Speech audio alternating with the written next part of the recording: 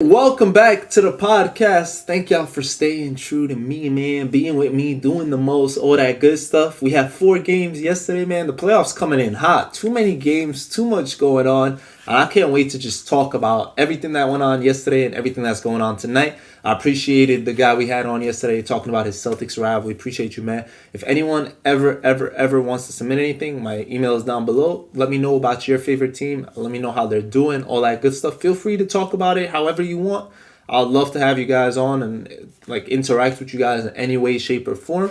But the 4 games from yesterday, we'll start with the Miami Heat, who were the only team to have a commanding W from start to finish. Literally took the Atlanta Hawks out that game from start to finish completely. Trae Young shot 1 for 12. I thought Trae was going to come in here hot. He was balling. But nope, he had 8 points for the game. Just completely took him out of it. They took out, never let guys in it at all. Herter never got in it. Bogey never got in it. DeAndre Hunter played decent. But other than that, man, they just had nothing going for them. Just obliterated them. And Duncan Robinson was the leading scorer with 27. But they cemented themselves on defense. Their defense was the reason they didn't give Atlanta any hope. They just punched them. They kept kicking them when they were down. And it just sucks. I expect Atlanta to bounce back. We never see Trae play that bad often. He will figure it out. They will figure it out as a team.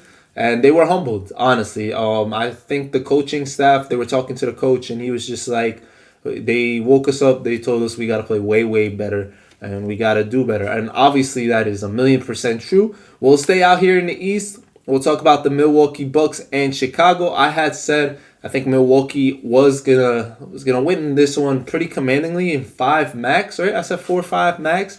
But Chicago surprised me. I expected close games, but I didn't expect it straight out the jump like this. Vucevic had a nice solid game. Zach LaVine pretty much, but they just weren't there to close out at the ends. It just wasn't there. I will say one big thing, and that is Giannis should have fouled out this game. Easily. The refs just held their whistle not to foul him out. They basically called the foul on the other team just to make sure he doesn't get his foul, even though it was clearly a foul on Giannis, who obviously is a monster and played incredibly well as well. He had a big game, and the Bucks don't need any help, man. They don't need any help. That team is too good. They're too great. Giannis is too great. Don't do that. Don't help them. They're good. They're going to be fine. I expect them to make it out the East. And they don't need y'all help, refs. I'm just saying it how it is, man. I wanted that game without any help. I don't know if it would have made a difference. There was only 2 minutes left. But no Giannis. The coach, look. Milwaukee Bucks took him out because he was in foul trouble. And they thought he was going to commit it anyway. So they just kept taking him out. So he didn't really play. But still, there's a whole different demeanor when the Bucks know they can't have Giannis on the court. There's a whole different thing when the Bulls know, we don't have to worry about this guy at any moment. There's a whole different everything. So that game, I think, could have been a little bit differently if he would have fouled out, obviously. But they decided not to blow their whistle. Like I said, there was a lot of rebounding in this game. This was the lowest scoring game of the night by far. It was a great defensive battle, more or less. Maybe bad offense, whatever you want to call it. But no, it was more defensive. But speaking of rebounds, we'll go straight to the West because this dude, Valanciunas, he had an incredible night, stat line wise. I think he has 25 rebounds or something. And this is against DeAndre Ayton. How does someone have 20 plus rebounds against DeAndre Ayton? That's I need to double check this, bro, because I honestly, it's crazy to say. So imagine no, it doesn't make sense. Yes, he had 18 points and 25 rebounds. CJ added 25 points, but honestly, it came down to Chris Paul, man. Chris Paul willed that team. He had 30. He was big in the fourth quarter. He turned back the clock. He does this every now and then. If Chris Paul never gets hurt, man, he could be a champion. We can say that. We don't know when, but he's just been having bad luck year in and year out. For the past 500 years, it feels like. I'm talking about the Clippers. I'm talking about even with the Suns last year, with the Rockets. Just injuries have derailed him and slowed down that team. But the Suns are different. I said this was going to be pretty much a blowout series. But now people are saying the Pelicans have a shot to make this an interesting series, right? Because they showed us moments yesterday where the games were close. But man, the close series is gonna be the one that I told you. Bro, that Boston Brooklyn game was so fire on 5,000 different levels. It was amazing, incredible, beautiful. I loved every second of it. As a Nets fan, I enjoyed it even when the buzzer sounded, man. Kyrie came out here, dropped 39. What I will note, straight up off the bat before I continue, is that Jason Tatum played all but 3 minutes. He played 45 minutes in this game. I think Kyrie had like 41, 40, somewhere around there. Same with KD. But they played him all but 3 minutes, and they needed every second of it. If you guys didn't see that game, there was a game winner, our first playoff game winner so far by Jason Tatum at the buzzer. Beautiful, beautiful way not to call a timeout. I love that they didn't call a timeout and tried to play it without having the team set up their defense, put in any defensive players or whatever. Like, when you're scrambling, that's how I play 2K, man. I like the scrambled offense.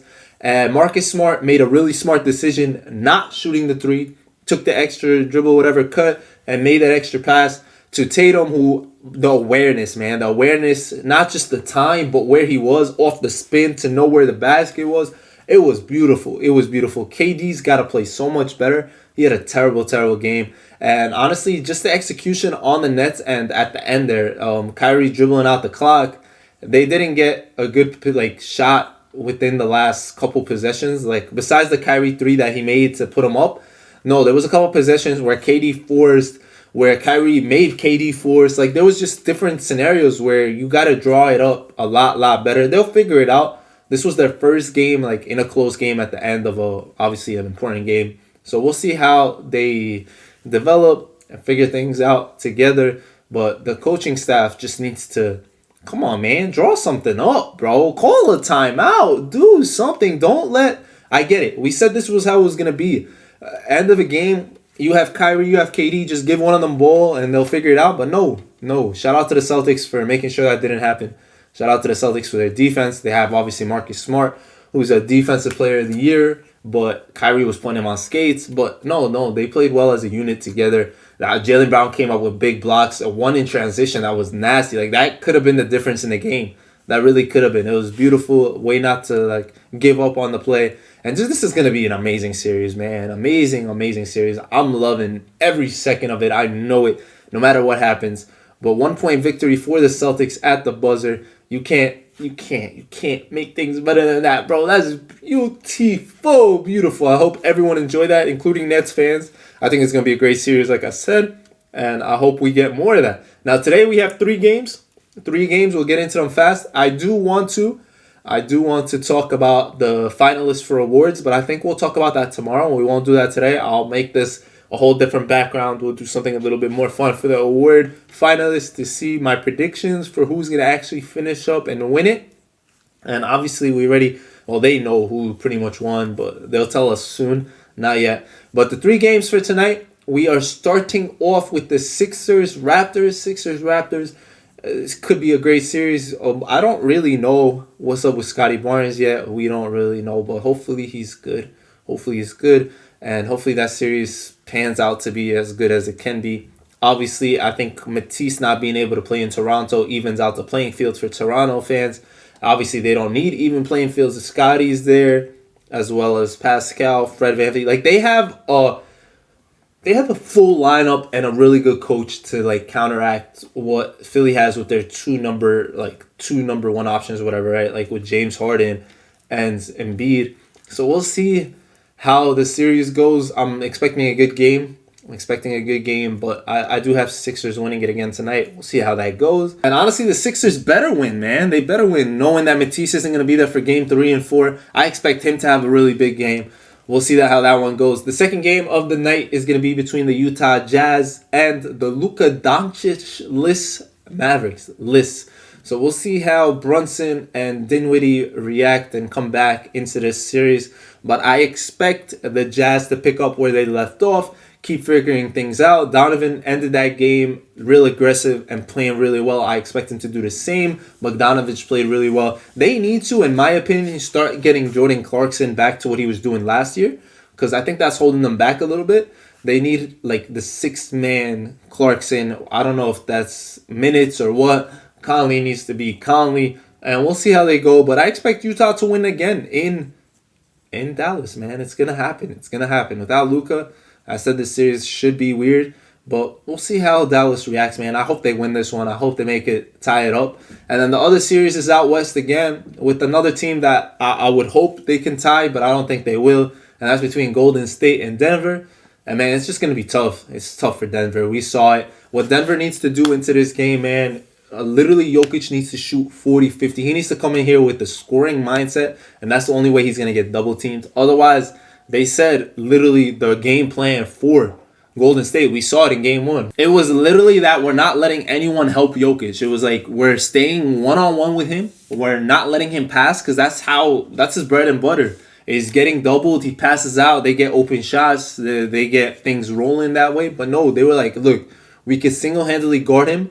He's not comfortable shooting a lot, and it showed. It showed. So hopefully Jokic reacts, does something different. I need Jokic to have a 50-point game in the playoffs. I need him to drop 50 at least. At least. If he has 60 out, he might need to win these games. But I expect a better game from Steph. I expect them to also let Jordan Poole continue starting until Steph is ready. He did miss a whole month of basketball. So we'll see how that goes, but we should expect a better game from him. Klay's going to continue doing Klay things. We're seeing Klay develop back into old Klay, and I love it. And I expect the Warriors to win again. We'll see how it goes, though. If Jokic has a big game, this is going to be a series. He's gonna get guys open if he starts balling because they're going to have to double him. No one should be able to guard Jokic on that team, but they've been doing a great job regardless. And I'm really excited for the playoffs, man. Like, it's just been fun. It's been fun watching these games. I'm hoping for more close games tonight. I don't know if any of these games are going to be too, like, no one's really going to live up to that Boston-Brooklyn game yesterday. It's really not going to happen until they play again. But we'll see how it goes, man. I hope you guys are enjoying. Let me know any predictions on the nights, what you guys are looking forward to, and we'll talk about these finalists very, very soon, okay? I love you guys. Thank y'all for supporting and listening to me talk about ball, and I'll see y'all later.